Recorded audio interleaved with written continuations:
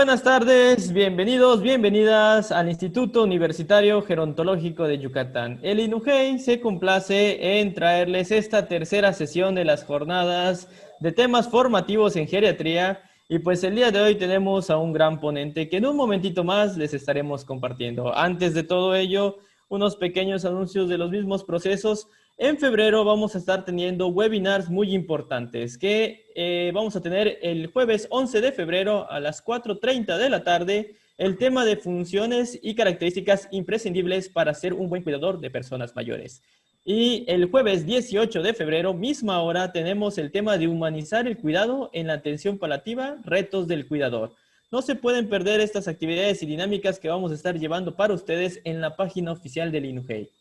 Y pues la directora general del INUGEI, la maestra Yaneli Vega, y un servidor, el maestro Didier Spence, nos complace traerles el tema tan importante y necesario que el día de hoy vamos a desarrollar. Y para ello tenemos a un gran experto en el tema. El doctor Jesús Alberto López Guzmán, médico cirujano de la Universidad Autónoma de Guadalajara y médico geriatra internista de la Universidad Nacional Autónoma de México. Él es médico especialista adscrito al Servicio de Medicina Interna del Centro Médico Nacional 20 de noviembre, supervisor de turno en área COVID y miembro de la Sociedad Médica de CMN 20 de noviembre.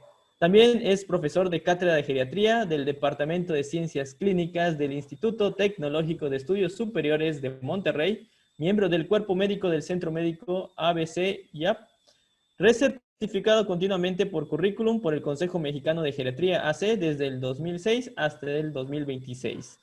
De igual manera, ha hecho su estancia en el extranjero en servicios para la tercera edad en la familia y en la comunidad por el Centro Internacional de Capacitación Golda Meir Monte Carmel en Haifa, Israel.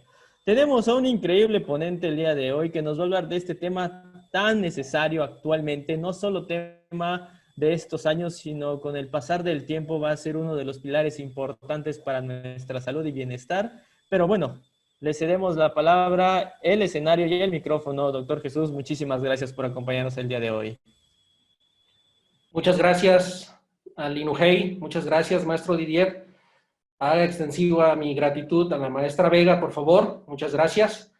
Perdón que no me quite el cubrebocas, abrí un espacio para esta grabación en el consultorio y pues debo tenerlo. Pero espero se escuche bien. ¿Me escucha bien? Se escucha bien, doctor. Y en Perfecto. este mismo proceso comenzamos a presentar la pantalla y le cedemos la palabra. Muchas gracias por estar con nosotros. Muy bien, gracias. Bueno, pues bien lo decía el maestro, este tema es de lo más importante. Considero que si cuidamos bien a nuestros adultos mayores, también lo haremos con el resto de la población automáticamente. Y al revés, la población joven está obligada a cuidarse primero ellos mismos y, por lo tanto, cuidar indirectamente también a los adultos mayores. Entonces, el enfoque de esta plática en relación a enfermedades respiratorias que más afectan a las personas mayores, indudablemente tenemos que hablar de COVID. Tenemos que hablar de pandemia y tenemos que enfocarnos en prevención. A partir de ahí, ganaremos mucho terreno en cuanto a, como humanidad, poder frenar un poquito esta terrible pandemia que en verdad no para. Podríamos empezar con la siguiente, maestro. Bueno, entonces, rápidamente, sé que el tiempo está muy preciso, platicarles que hablaremos de COVID, de algo de su epidemiología actualizada hasta el día de ayer. La reactualicé con temas de COVID en personas de adultas mayores, las secuelas que esta deja, y hablaremos de prevención de enfermedades respiratorias con algunas estrategias, tanto para adultos mayores como para los cuidadores, haciendo énfasis en cubrebocas y vacunación, con varias puntualizaciones finales y dejaremos espacio a preguntas. Adelante. El objetivo de esto en sí, quise enfocarlo en brindar información relevante, aun cuando muchos de ustedes tengan conocimiento pleno de cómo estamos, y elementos que favorezcan esa toma de conciencia plena para el cuidado de las personas mayores con enfoque en la prevención del contagio de estas infecciones respiratorias y haciendo hincapié en acudir oportunamente a recibir atención médica, no automedicarse. Adelante. Entonces, ¿qué hay del COVID? A nivel de contagios en el mundo, hasta ayer, hace un poco más de 24 horas, teníamos más de 103 millones de infectados en todo el mundo. Esto, teniendo en cuenta la cantidad de población mundial, pues pareciera un porcentaje bajo. Con muertes en el mundo de más de 2 millones. Pero el tema son los contagios que tenemos nosotros en nuestro país. Ocupamos el número 13 en contagios al día de hoy. Llegamos a alcanzar a estar prácticamente en el top 5, top 7, en el top 10 mucho tiempo. Nos han superado países de Europa y países que tienen una mayor carga poblacional. Pero aquí el punto es que México no es un buen lugar para enfermarse de gravedad de COVID. Somos el tercer lugar mundial, solo por debajo de Estados Unidos y de Brasil. Y por encima de países como la India, que tiene más de 1.000 millones de habitantes, en cuarto lugar. Y países de otra densidad poblacional muy elevada. Y estamos ahí, con un índice de letalidad en el mundo, que esto significa la cantidad de personas que mueren una vez que ya se infectaron de COVID. Hablamos de que pueden fallecer 2 de cada 10 en el mundo. Sin embargo, en México son prácticamente 9 de cada 100, perdón, dije de 10 en el mundo, 2 de cada 100, mientras que en México 9 de cada 100. Y en un buen porcentaje, hasta una tercera parte, podrían ser adultos mayores. No es un buen lugar para enfermar de COVID hasta el momento, aun cuando esta tasa de letalidad ha ido disminuyendo conforme ha avanzado los meses. Llegó a ser hasta de 12% en nuestro país.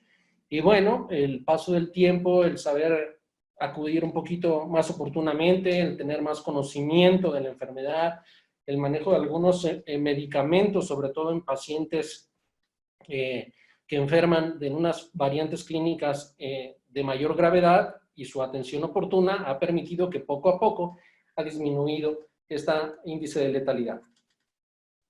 Y desgraciadamente nuestro país es donde más personal del ramo hospitalario ha muerto en el mundo. Personal de enfermería en primer lugar, médicos y personal administrativo, muy importante. Entonces tenemos que sabernos cuidar, y parte de la charla la enfocaré a ese punto, que sé que ustedes atienden adultos mayores, y varios de los que nos escuchan pueden ser también médicos que atienden en área COVID, y valdría la pena puntualizar algunos puntos de vista que les quisiera compartir desde lo que yo he vivido en estos meses. Adelante, maestro. Rápidamente, pues la tasa de incidencia por casos acumulados, aquí la tienen. Desde luego la Ciudad de México hasta más de 2.000 en esta incidencia, pero pues Yucatán está ahí, entre 1.000 a 1.500, dentro de esos 10 estados, solamente 11 con menos que ustedes.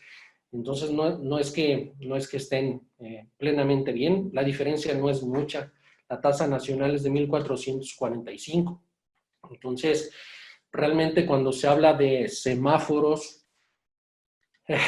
pues a veces pienso que realmente todo el país de México estamos en semáforo rojo como tal, y en algunos lugares como en la Ciudad de México y el Estado de México, que han llegado a ocupar prácticamente hasta una tercera parte de la incidencia de casos y de mortalidad, pues es un semáforo guinda.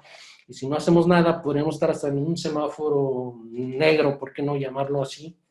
Esto se hace muchas veces en relación a la disponibilidad de camas hospitalarias, las cuales se documenta que sí puede haber espacio en camas normales, sobre todo, pero sobre todo en zonas de alta densidad poblacional, donde hay mucha gente grave y que acude de otras partes, que no tienen ese tipo de atención y esos recursos materiales y humanos, pues verdaderamente está desbordado. Y probablemente no sea tanta la disponibilidad, y el semáforo debiéramos encauzarlo de otra manera. Adelante, maestro. Aquí está la incidencia de casos activos por entidad, y si se fijan, pues es una constante semejante a la anterior. También a nivel de casos activos, pues Yucatán ocupa un lugar importante, solamente con 4 y 10 estados respectivamente con mayor problemática en relación a incidencia de casos activos, con una tasa nacional de 81 más o menos. Entonces, no hay que relajarse. Mensaje central. Adelante, maestro. Aquí tenemos casos confirmados, sospechosos y casos negativos. Ahí pueden ver la gráfica. Si se fijan ustedes, acorde a los pronósticos iniciales que se comentaban en relación a 4 o 6 meses, como el famoso pico de la pandemia. Por ahí hay un pico alrededor de la semana 29, 30, a nivel de semana epidemiológica. Bajó, pensábamos que iba a bajar, no. Pasó el tiempo, volvió a subir. Baja un poco, pensamos que lo mismo, no, vuelve a subir y sigue subiendo. ¿Hasta dónde va a llegar? No lo sabemos. Parece imparable esta pandemia, por lo pronto en nuestro país. Es muy importante, por lo cual tenemos que reforzar las medidas de prevención. Y lo hablaremos un poquito más a detalle a continuación. Adelante, maestro.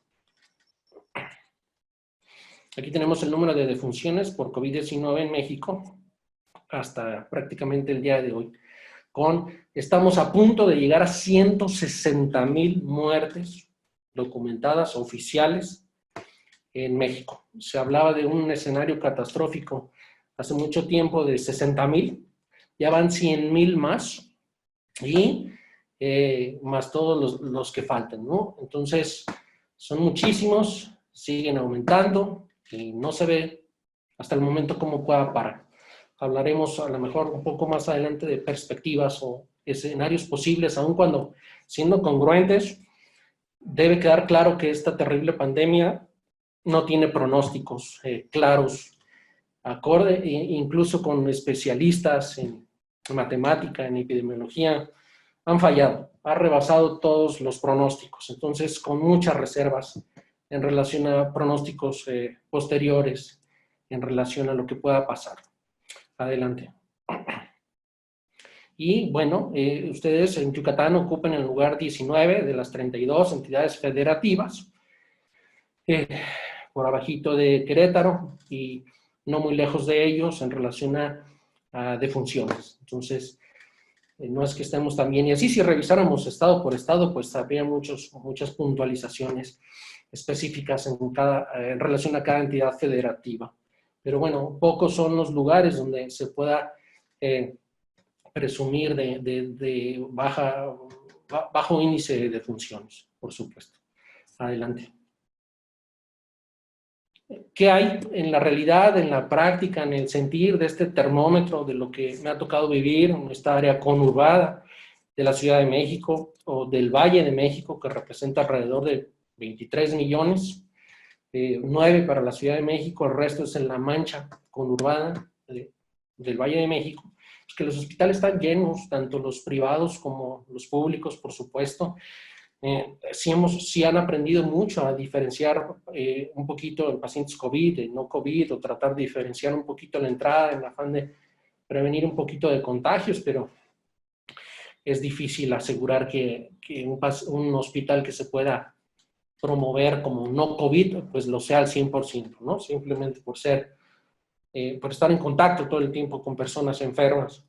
Entonces, estos hospitales llenos aumenta esa mortalidad en adultos mayores, tanto fuera como dentro de ellos. Ocurre mucho que el adulto mayor puede evitar ir a un hospital por un dolor abdominal, puede complicarse, por un dolor de pecho, temas de cardiopatía isquémica, y el mismo miedo a ir a hospitales y no contagiarse, está condicionando que haya mayor mortalidad, probablemente en casa también. Entonces, se acaba de dar a conocer la mortalidad del año pasado respecto a previos o al antepasado, y se documentó que aumentó hasta un 45%.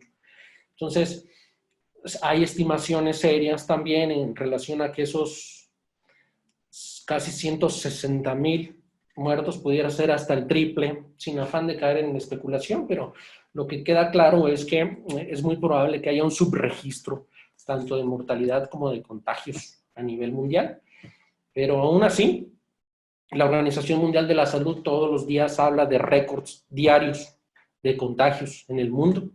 La pandemia sigue, están ocurriendo nuevas cepas, sobre todo esta nueva de Inglaterra, el Reino Unido, que se ha documentado que es mucho más contagiosa. Les puedo decir que estamos viendo en el hospital más niños, más jóvenes, más pacientes que antes no veíamos, 15, 25, 35, hasta 40 años, que antes eran menos, poco a poco hay más, recién nacidos, alguno que otro. Entonces, cuidémonos. Esta nueva cepa puede ser que sea tan contagiosa que empiece a ser más frecuente en pacientes más jóvenes. Adelante. Entonces, ¿qué podríamos hacer en relación a esto, tema de la cuarentena? Que más bien ya son, ¿cuántos meses van a ser? No fueron 40 días. ¿Cómo nos vamos a adaptar, a seguir adelante, a vivir, pero sin dejar de cuidarnos? Pues eso es lo que tenemos que hablar. Esto dependerá de cada persona mayor. Debe incluir primero un mantenimiento de la salud, tanto física como mental. Eso puede ser complicado, mantener una buena forma física, de actividad física, de el control de las enfermedades que se ha visto, que hipertensión, obesidad, diabetes crónicas mal controladas, tabaquismo, pues se asocia como peores desenlaces clínicos. También la salud es importante, la salud mental. El adulto mayor que ha salido poco o que ha tenido pérdidas, ha tenido muertes, pues tenemos que estar atentos del mantenimiento de esta salud integral y implica un reto mayor, pero no debemos perderlo de vista, ¿no? Y que esté el adulto mayor en el lugar más adecuado para cada persona. No siempre es el domicilio. Para algunos podría ser otros modelos de atención gerontológica. Ustedes saben bien de esto. Y lo mismo para la atención geriátrica, cuando sea factible en su domicilio, en hospital, cuándo llevarlos, esa detección a tiempo. Entonces, no nos queda más que identificar a tiempo cambios que el adulto mayor pueda presentar y no permitir que se compliquen.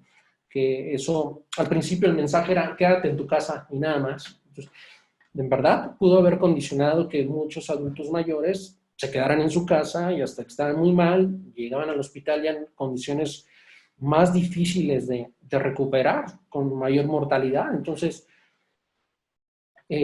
si tienes factores de riesgo, si eres un adulto mayor y tienes cambios de la funcionalidad o síntomas que no tenías o tuviste un contacto con alguien positivo, acude rápido, acércate a tu médico, sea particular, vía telefónica, a la distancia, a través de videollamada o por consulta presencial.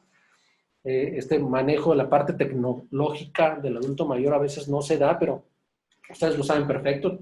Aunque más lento, tienen toda la capacidad de aprendizaje. Hay que enseñarlos a manejar estas nuevas tecnologías y que puedan mantenerse en contacto no solo de su grupo médico, sino también de sus familiares, que favorezcan esa sociabilidad a la distancia y por lo tanto estimulación cognitiva a la vez, al estar en contacto con más gente y disminuir la probabilidad de trastornos afectivos.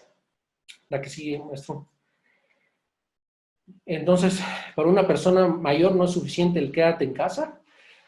Muchas veces yo veo pacientes a domicilio y sospecho el COVID, no me lo creen, sobre todo en meses previos.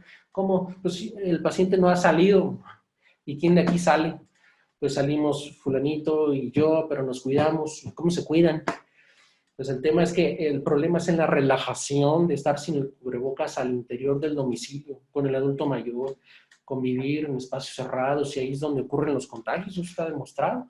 Los primeros que se dieron cuenta de ello fueron en Europa, después de que bajó importantemente su curva epidémica, se abrieron los lugares de esparcimiento para los jóvenes y hubo un gran rebote en adultos mayores de estos jóvenes que regresaban a sus domicilios a contagiar involuntariamente, pero eso está muy claro.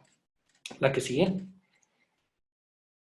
Entonces, no debemos perder de vista que a mayor edad y mayor, sobre todo en pacientes que puedan ser prefrágiles o con síndrome de fragilidad, hay mayor probabilidad de que tengan una presentación atípica, no solamente de COVID, lo sabemos, de infecciones, de desequilibrios electrolíticos. Entonces, tienen varias cosas en su contra. Muchas enfermedades no siempre bien controladas y en lugar de hacer los síntomas clásicos como fiebre, tos, dolor muscular, todos los síntomas clásicos que se han dicho hasta el cansancio, no repetiré, el adulto mayor puede empezar con un tema de delirio, desorientación súbita, aguda, y llama o contacta al familiar, es que creo que ya está con demencia, nada que ver. Sabemos la demencia es algo crónico, algo progresivo. Hablamos de temas de cambios de la cognición basal súbita en un adulto mayor que puede tener alguna alucinación, importante desatención o estar muy, muy dormido, dependiendo del tipo de delirium, y quizá más bien hacer hipotermia o desaturar su saturación de oxígeno o diarrea o cambios en su piel. Entonces tenemos que estar alerta y sobre todo cambios en la funcionalidad. Alguien que era totalmente independiente y en los últimos días también es notorio necesidad de ayuda para sus actividades básicas e instrumentadas de la vida diaria, nos debe de alertar. En este artículo que estaba abajo la referencia es muy reciente, se vio que en adultos mayores fue mayor la frecuencia de síndrome de distrés respiratorio agudo, insuficiencia renal aguda y la mortalidad se incrementó hasta 28.9% contra 6.5% de los que no tenían esas características clínicas de ingreso. Y se pudo asociar o ver que una saturación de oxígeno baja al aire ambiente fue predictor de mortalidad en mayores de 70 años. Entonces hay que estar al pendiente del oxímetro, de los niveles de cada persona y que no sean bajos, sobre todo en adultos mayores. La que sigue, maestro. Debemos tener presente que además en adultos mayores que ya se hospitalizaron, lograron salir adelante, regresaron a su domicilio, pueden tener secuelas con efectos a largo plazo. Allí están plasmadas con muchísima frecuencia fatiga, dolores de cabeza, gente que se queda sin oler bien por un buen tiempo, trastornos en relación a pérdida de la memoria, temas de ansiedad, depresión, miedos, sobre todo, son muy frecuentes. Entonces, pensar que un adulto mayor que contrajo una variante de enfermedad importante, estuvo delicado, puede tener problemática crónica posterior, algunos desarrollan hasta fibrosis pulmonar y mayor riesgo de reinfecciones por bacterias u otros microorganismos, tenerlo en cuenta. Y el tema de las reinfecciones, realmente no hay muchísimo documentado hasta el momento en esto, pero se han visto casos contados, si ustedes quieren, de gente que se documentó que se infectó, curó, prueba negativa, pasaron meses, 6 meses, y se reinfectó. Gente que se relaja, que piensa que ya no lo va a tener, o que nunca entendieron. Hay gente que se infectó en abril y se infectó a finales de año, de verdad, son pocos, pero los puede haber, entonces no debemos relajarnos. Y también hemos visto casos en algunos de ellos que las reinfecciones pudieran ser incluso hasta más delicadas. Entonces, no debemos dejar de cuidarnos ni de cuidar a nuestros adultos mayores. Adelante. Este es el instrumento más importante de medición de signos vitales. Sin duda, el oxímetro hay que explicar cómo se debe poner en una uña sana, sin esmalte, corta, hasta dentro del oxígeno, con la palma de la mano en reposo, idealmente en el índice, en la mano izquierda, con respiración normal, después de haber estado en reposo un ratito, 5 o 10 minutitos. No dar por bueno de inmediato el primer número que aparece. Este puede ser mayor o menor hasta que el oxímetro se regulariza y marca un número específico. Ese es el que damos por bueno. Hay de muchos tipos. Algunos tienen el número de la oxigenación más grande que el otro. En unos no dice nada, no se distingue. Esos que no tienen como una onda de pulso que marca solamente ese número. Ese es el nivel de saturación de oxígeno. En fin, el asunto es, si ya se contagiaron, pues estarlo monitorizando 2 o 3 veces por día en afán de no esperarse. Ya cuando bajó 10%, está en menos de 80%, Seguramente el daño pulmonar ya es muy importante. Sin duda, muy probablemente con neumonía por COVID avanzada y mucho tiempo muy valioso para que reciba los pacientes algún manejo que pueda ayudar, pero estos siempre son más efectivos entre menos tardíamente mejor, por supuesto. La que sigue, maestro. Bueno, entonces, también recalcar rápidamente que esa atención al control de las enfermedades crónicas pues son muy importantes. Ya sabemos cuáles son las más frecuentes, en la modalidad de atención más importante, en afán de evitar el contagio de infecciones virales durante la consulta. Eso es prioritario, tanto para la persona mayor como para el personal de salud. Es un afán de cuidado mutuo. Entonces, pásame la que sigue, para no detenerme ya mucho aquí. Bueno, un enfoque. Recordar primero que un adulto mayor puede manifestar una infección por una caída, así de inespecífico. Entonces, si enfocáramos este cuidado de no caerse o de un adulto mayor que pudiera presentar una caída y que pueda ser sospecha de COVID, pues es primero un mantenimiento en domicilio de esa fuerza muscular con un programa adecuado de ejercicio para cada persona, una alimentación sana, con cuidado del peso corporal, quizá algún complejo vitamínico tipo vitamina D, C, o algo de zinc, a dosis adecuadas, no exageradas, con atención a factores extrínsecos, llamamos de caídas, que pueden ser medicamentos inapropiados o cambios arquitectónicos, y asegurándose que el adulto mayor duerma lo mejor posible, evitando estas adicciones que se dan mucho al interior de la pandemia. Desde luego, cada uno de estos tópicos puede ser desglosado tranquilamente en una hora, cada uno de ellos. Ahorita nada más los quise comentar en relación a que un mantenimiento óptimo de la salud física, mental, cognitiva, de apoyo social, puede favorecer a evitar contagios de infecciones que puedan terminar con desenlaces clínicos malos para alguna persona. La que sigue, maestro.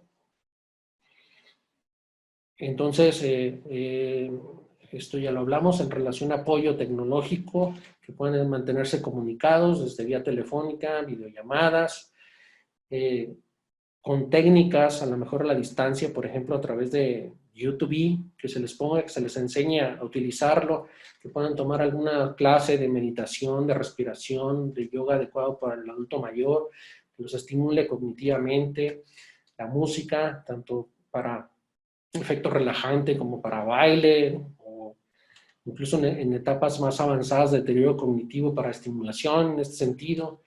No tenerlos aislados en función de aprovechar esos recursos tecnológicos que favorezcan el mantenimiento de la salud. Ese es el punto. La que sigue. Entonces, generalidades de la prevención, eso sí se han dicho hasta el cansancio en relación a no salir si no hay necesidad, no juntarse con muchas personas si no hay necesidad, guardar ese distanciamiento social, lo descrito son 6 pies, es 1.8 metros, 2 metros entre personas, y más si alguien tosió o estornudó, lavando las manos y las superficies frecuentemente, ¿no? Eso es importante de manera general. La que sigue. Entonces, el uso óptimo de los cubrebocas, tratar de llevar una vida tranquila, durmiendo bien, comiendo bien, ejercicio, y no aislarse. La que sigue. Entonces vamos a puntualizar algunas cosas importantes aquí. Para personas de la salud que atienden a adultos mayores, pues siempre también el autocuidado, cuidando a quienes rodean, y es cansado. ¿Cuántos meses llevamos así? En la pandemia resulta más esfuerzo de cuidados, de preparación, implica invertir más tiempo en mantenernos cuidados. Entonces eso puede cansar a la larga. Al principio nos infectamos quizá por miedo, era el sentimiento más importante. Ahorita ya es fatiga, ya es cansancio, ya es hartazgo. Entonces tenemos que tener también estrategias de respiro para nosotros, de dormir bien, de darnos tiempo para nosotros, sin ponernos en riesgo. Abajo es un link para que miren, si a alguien le interesa, cuál sería su riesgo de contagio en función a las actividades que realizan, qué hacen, qué decisiones toman, cómo se cuidan, uso de cubrebocas. Está muy sencillo, práctico. Lo hacen en minuto y medio aproximadamente, y les dice qué porcentaje tendrían y qué recomendaciones tendrían que hacer o tener en cuenta para evitar y no terminar contagiados. La que sigue.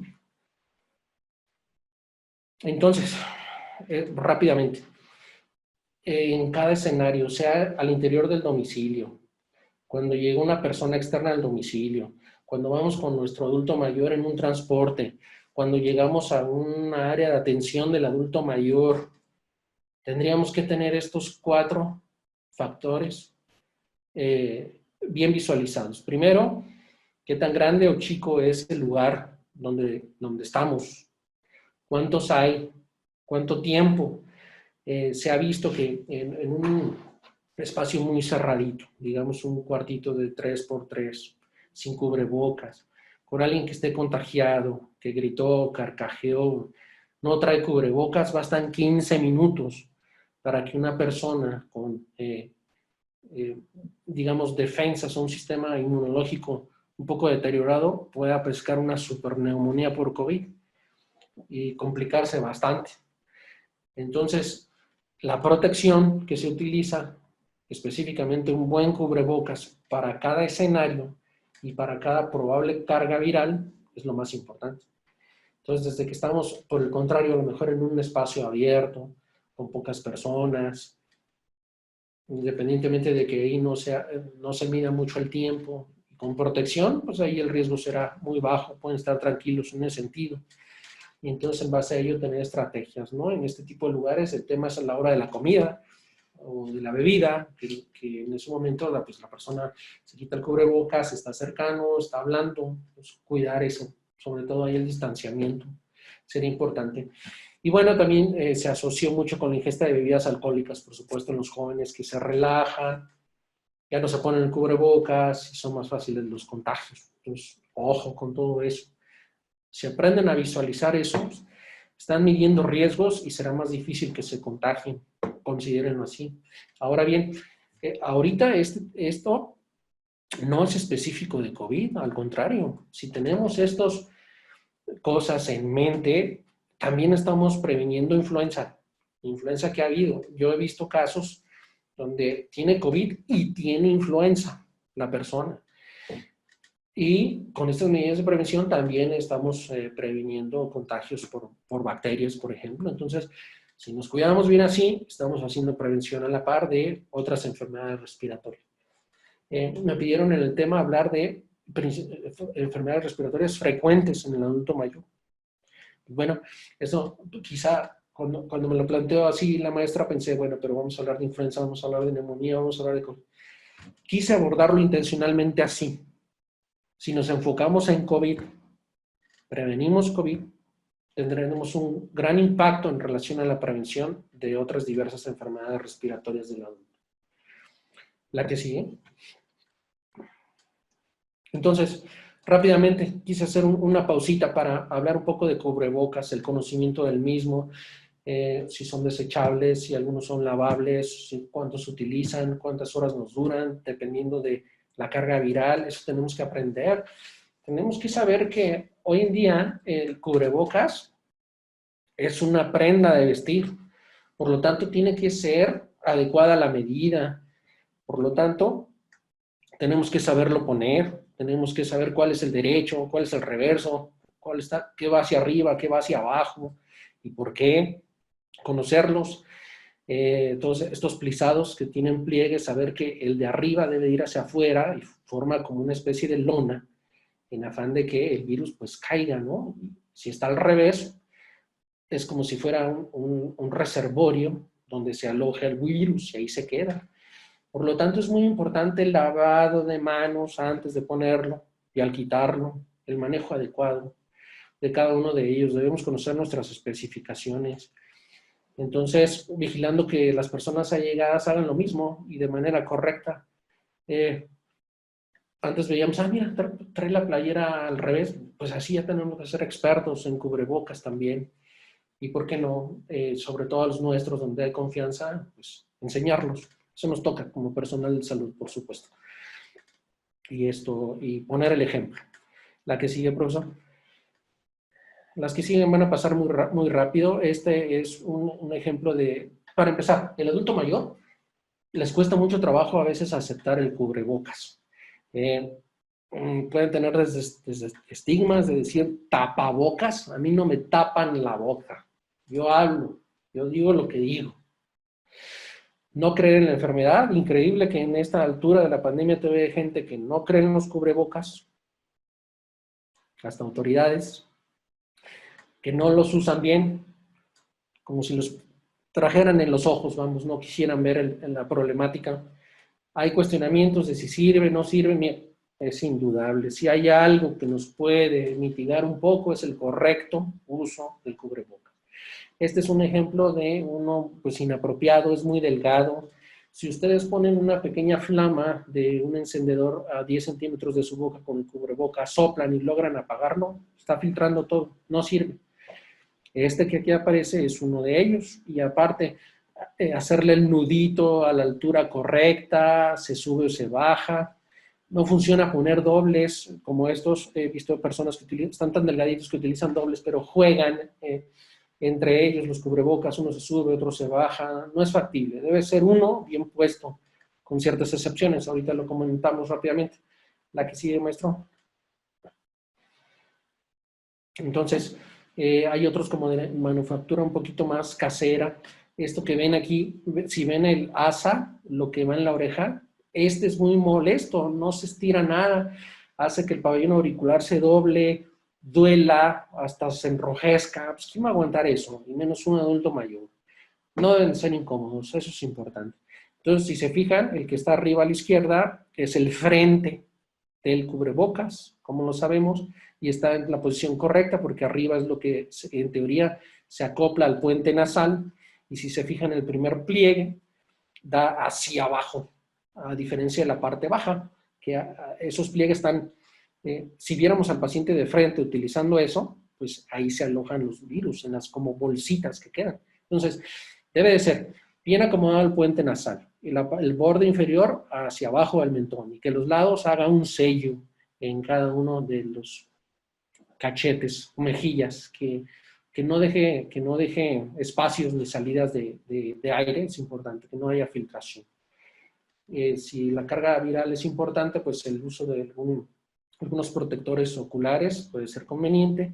Si no está bien sellado, se empañan. Entonces eso habla de que podemos, obviamente, sellar mejor el puente nasal y optimizarlo con los protectores oculares, o hay quien usa también careta. Sepan que la careta, es peor no usar nada, pero la careta no protege gran cosa porque finalmente por la nariz entran los virus. Entonces, saber que de todas las medidas de recomendación, de higiene de manos, lo que ustedes quieran, lo más importante es el cubrebocas. Entonces, una careta sin cubrebocas, pues tampoco va a servir de mucho, más allá de que evite que quizá esa persona traiga en las manos el virus, se toque los ojos y así sea como evite el contagio por la careta, pero debe ser entonces un buen cubrebocas y la careta. La que sigue. Hay algunos que están como de moda, eso no importa, como ese que está ahí, pues no es de uso médico, no es para ver pacientes. Si tiene 3 capas de tela diferentes, de diferentes tipos, puede ser un buen filtrante y también se puede utilizar, sobre todo en espacios abiertos, pero no para ver pacientes. La que sigue. Este es un plisado quirúrgico. Pues, ha cambiado mucho los precios, todavía están caritos. Andan alrededor de 12 pesos, pero esto en una jornada completa, a lo mejor de trabajo, de ver paciente, puede servir, y eso hay que desecharlos al término del día. También en personas que ven pacientes con COVID y traen su KN95, lo pueden poner arriba y es una doble protección. En lo personal yo lo he hecho así toda la pandemia y bueno, me ha funcionado, pero no me ha infectado. Puede ser una muy buena opción, es cómoda y no permite la salida de aire. La que sigue. Ya con mayor necesidad de protección, quizá un KN95, nada más que estos pues también suelen ser incómodos para personas como yo, de oreja grande. Entonces ahí el recurso es el que sigue, puede ser un salvaorejas que se utiliza.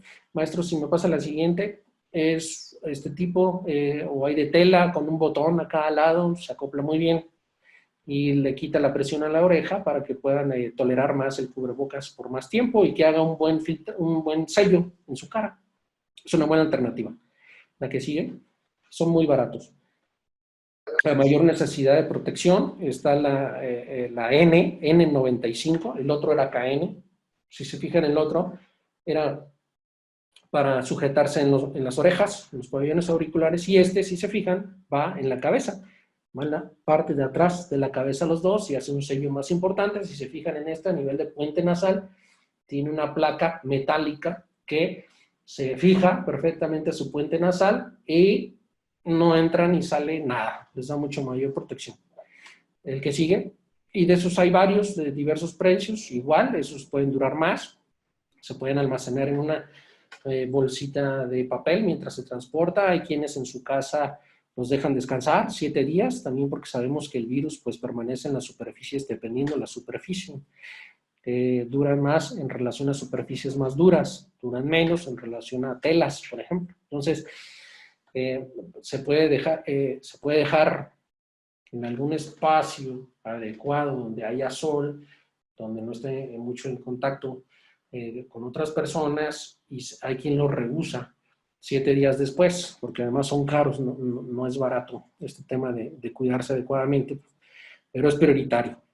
La que sigue, a mayor necesidad de ayuda, de protección, esto puede funcionar incluso con personas que entran a área COVID, el 90-10, provee una protección todavía mayor, es muy cómodo, se puede respirar bien, con un plisado adelante. Y miren, ahorita estaba cuestionando a un interno que falleció y bueno, se hablaba de que le cuestionaban que si tenía vocación, que si tenía ética o no, que si había estudiado para ayudar o no. Pero bueno, es muy importante que la institución les dé el cuidado mínimo en relación a equipo de protección personal adecuado. Y esto debe ser un buen cubrebocas, por lo menos gogles, uniforme quirúrgico si van a entrar a área roja. Si ustedes pueden complementar con un overall, con una careta o hasta un full face, lo que sea. Miren, la recomendación es usar la mejor protección posible siempre que se pueda. Cuídense mucho ahí. Bueno, este sería un tema de otra hora, de hablar a detalle cómo hay que colocárselo y cómo quitárselo, porque sabemos que muchos de los personal hospitalario que se infectó ocurrió por quitarse de manera inapropiada el equipo. Una vez que estuvieron adentro, se contaminaron y no fueron aseando correctamente sus manos en cada proceso. Entonces, ahorita estamos en una época, por lo menos aquí en Ciudad de México, que está regresando personal que había sido considerado vulnerable. El personal de salud está cansado en el hospital, pues se está buscando que regresen poco a poco algún personal vulnerable y todavía no tienen un gran conocimiento de eso. Si este fuera el caso de alguien que me esté escuchando, revisen a detalle los tutoriales que hay del Instituto Nacional de Enfermedades Respiratorias. Hay muchos, pero no se expongan, estudien bien cómo deben ser las cosas en el área hospitalaria COVID. La que sigue. El tema de la vacuna nos toca mucho en adultos mayores. Todavía el adulto mayor puede tener una gran idea de no vacunarse, de pensar que alguien que conoce le fue mal. En fin, el valor de la vacunación en su conjunto de verdad que es incuestionable. Tenemos que ser promotores de que el adulto mayor tenga un esquema completo de vacunación básica del adulto mayor, desde influenza, la que sea.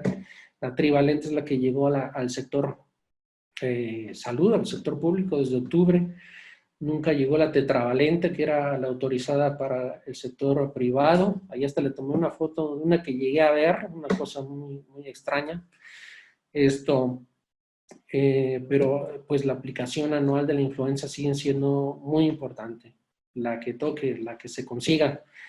A nivel de la neumonía, pues esencialmente hay 2 opciones: la polisacárida, esta que se aplica cada 5 años, o la conjugada, que es de aplicación única en la vida, cara del medio privado. en el cual tiene que pasar 5 años de haberse puesto la última polisacárida. Son buenas opciones, demostrado sus beneficios. Y bueno, estamos ahorita todavía en la autorización del uso emergente de la vacuna contra el SARS-CoV-2. Entonces, ¿qué implica esto? Que están en una fase 3 de investigación, donde se están viendo qué tantos efectos secundarios puede haber, de tal manera que pase un fase 4 en relación a esa aprobación y ya se pueda comercializar. Poner un nombre comercial de cada laboratorio y empezarse a vender. Eso va a tardar muchos meses todavía. Mientras tanto, lo que tenemos hasta ahorita pues es la de Pfizer, es la de Moderna, son opciones seguras. En lo personal yo tuve la fortuna de ya haber recibido las 2 dosis de la de Pfizer y pude documentar anticuerpos en sangre están elevadísimos. Yo les puedo decir, por lo menos en mí, súper funcionó. Sí hay ciertos efectos secundarios, el más común es dolor en el sitio de la aplicación. No cuando la aplican, va subiendo progresivamente, 24 o 36 horas llega a ser doloroso de leve a moderado, y esto va desapareciendo progresivamente hasta que se quita más o menos 24 horas después en relación a esas 36 que les comenté, desaparece ya. Es muy bien tolerada, a menos que haya un antecedente de un choque anafiláctico, esto es una reacción muy severa, alérgica a algún producto farmacológico, pues a lo mejor ahí tendría que ser evaluado por su médico, pero no por considerarse alérgico, por ejemplo, a penicilina, y que ni supimos bien qué pasó, y si pasó fue algo muy ligerito, pues no.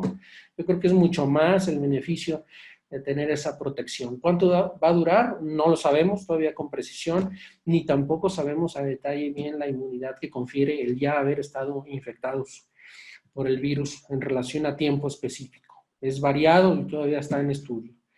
Veremos cuál vacuna de las que están llegando puede ser la mejor opción para adulto mayor. AstraZeneca, pues bueno, ya como lo saben, ya se elaboró en Argentina, se mandaron muchas dosis aquí en México para su embotellado y se empieza su distribución probablemente en un mes.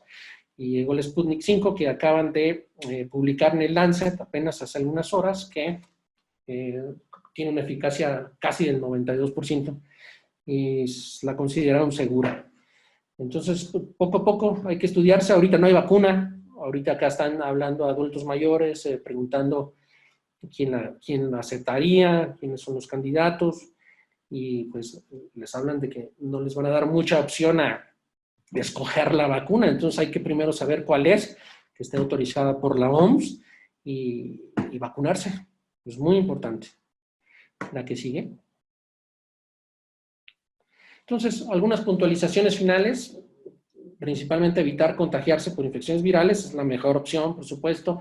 Si evitamos ese contagio viral, pues a la vez prevenimos otras enfermedades respiratorias y en personas mayores un cambio en la funcionalidad, en su estado mental, puede ser una caída, un dato de alerta para buscar atención médica oportuna. Si nos cuidamos, cuidamos a los demás. La que sigue. Ahora, no retrasar esa atención médica, especialmente en personas mayores o jóvenes con factores de riesgo, con antecedente de contacto con persona contagiada o al inicio de cualquier síntoma. No se automediquen. Hay por ahí fármacos que se ha visto que funcionan, pero debe de cumplir ciertos requisitos que evaluamos en el hospital. Se utilizan a veces cortisona, algún tipo de esteroide desde etapas tempranas para persona que está casi sin síntoma. Desde ahí ya le están pegando a la inmunidad. Pueden venir infecciones bacterianas agregadas o hasta por hongos. Entonces, no se automediquen, acérquense a su médico de confianza que los pueda llevar de la mano. Esta es una enfermedad que muchas veces obliga a que su médico, si se puede, les dé algún seguimiento relativamente continuo, estrecho de la evolución, de tal manera que se pueda identificar con precisión cuando no haya más remedio que ir al hospital, pero de manera oportuna, y más en adulto mayor. Muy importante. La que sigue. Entonces, bueno, aquí alguna bibliografía recomendada. Esta biblioteca del Instituto Nacional de Geriatría es buenísima. En particular, hace pocos días publicaron un manual muy práctico, muy aterrizado de ejercicios respiratorios de recuperación, de rehabilitación pulmonar para personas adultas mayores que tuvieron COVID. Si se meten a la página, lo encuentran rápido, revísenlo, es de suma utilidad. Y pues ya han salido tratados, libros completos con toda la información muy completa y un documento de posicionamiento de institutos nacionales, incluyendo el INJER. Todo está ahí en línea. Si gustan, me pasa la siguiente, maestro. Ahí les dejo mi dirección electrónica. Sé que por esta situación en esta ocasión no podemos pues tener muchas preguntas. Finalmente no se realizó en vivo esta sesión, pero pues los medios electrónicos nos pueden mantener unidos. Ahí está mi correo electrónico. Si alguien necesita alguna información específica, alguna duda, algún comentario, será bienvenido y en cuanto vaya pudiendo se los voy contestando. Reconozco que la pandemia me tiene un poquito rebasado, muchas llamadas, muchos mensajes, muchas consultas, muchas videollamadas, pero créanme que en cuanto pueda iré respondiendo sus correos, sus mensajes vía electrónica. Y abajo es una pequeña cuenta de Twitter que manejo donde tratamos algunas cosas de geriatría, igual por ahí si me lo piden, les mando links de lo que requieran. Cuenten conmigo y cuídense mucho. Ese es el mensaje central que les quería dejar. Gracias. Pues agradecemos infinitamente al doctor Jesús Alberto López Guzmán. Hola, es una gran alegría saludarte. Me permito tutear al doctor porque, bueno, tenemos ya un tiempecito atrás de conocernos y la verdad es que me alegra el alma poder verle bien, doctor, a pesar de todas las circunstancias que hoy estamos viviendo, como usted bien ha planteado en esta sesión. Y pues bueno, yo únicamente, justo esa era la pregunta, doctor, que nos tenía a todos, ¿no? Aprovechando la temática de enfermedades respiratorias, nos tenía al pendiente el tema de la vacunación, porque ya vio que hoy abrieron todo el portal para que las personas mayores se registren y puedan tener el acceso a la vacuna. Y dentro de las preguntas más frecuentes que nos hacen las personas mayores y que me gustaría, si usted tiene oportunidad de confirmar o comentarnos al respecto, es esto que acaba de comentar, ¿no? ¿Es seguro que yo me vacune con esta vacuna que se está poniendo a personas mayores? Otra pregunta que nos han hecho es, ¿debo esperar si soy alérgica? Son preguntas recurrentes que hemos tenido en relación a este tema. Y aprovechando su experiencia, doctor, ¿qué nos puede decir al respecto? Bueno, en relación a seguridad, finalmente estas vacunas pues se han aprobado por eso, porque más allá de perjudicar, es mucho más la probabilidad de que nos protejan adecuadamente. A diferencia de otras vacunas, como la de la influenza, su eficacia suele ser mucho menor. Esta va cambiando de cepa a cepa anual y a veces pues la eficacia es corta, quizá en algunos casos como la mitad de estas nuevas vacunas que se están presentando para este SARS-CoV-2. Absolutamente la respuesta es si son seguras, si son aprobadas. Desde luego habrá variación de seguridad respecto a unas y otras, sí lo habrá, pero yo considero que de ahí a decir no, mejor ni te vacunes, pues no. En relación a las alergias, lo comentaba hace un ratito, la contraindicación es el antecedente de un choque anafiláctico.